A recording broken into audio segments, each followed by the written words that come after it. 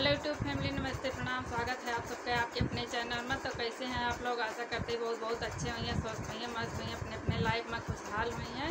तो आज बहुत प्यारा देवी मैया के पचरा है, सुनी है आप लोग। कैसे लगे कमेंट में बताइए ज़रूर। पसंद आए तो चैनल का लाइक करिए, सब्सक्राइब करिए, शेयर कमेंट करिए। सुना आप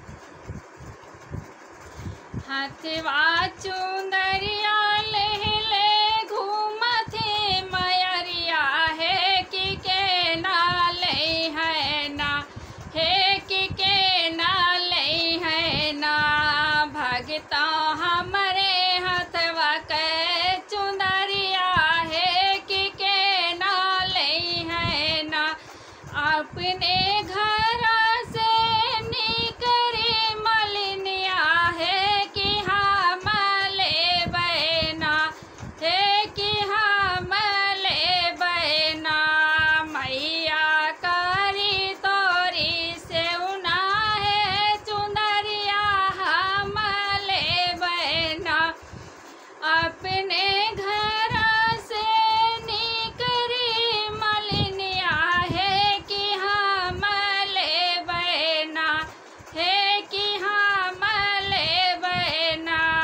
मैया करी तोरी से उना चुंदरिया हम ले बहना। हे हाथीवा चुंदरिया ले ले घूमती मयरिया है कि के नाले है ना, है कि के नाले है ना। भगता हमारे हथवा के चुंदरिया है कि के नाले है ना। अपने घरा से निकरथी महरनिया है कि हम ले बहना, है कि हम ले बहना। मैया तोहरे हथवा के चुंदरिया है कि हम ले बहना।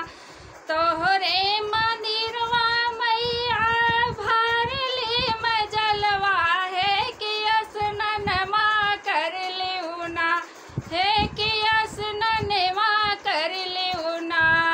मैया तोहरे हथवा के चुंदरिया है कि हम ले बहना।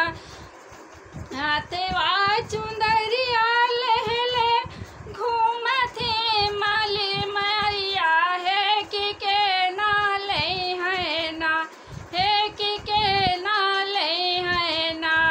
भगता हमारे हथवा के चुंदरिया है कि के नाले है ना।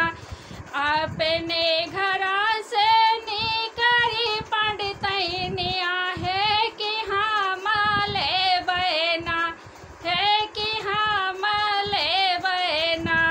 मैया तोहरे हथवा के चुंदरिया है कि हम ले बहना। तोहरे मंदिरवा मैया करली पूजा पटवा है कि हम ले बहना, है कि हम ले बहना।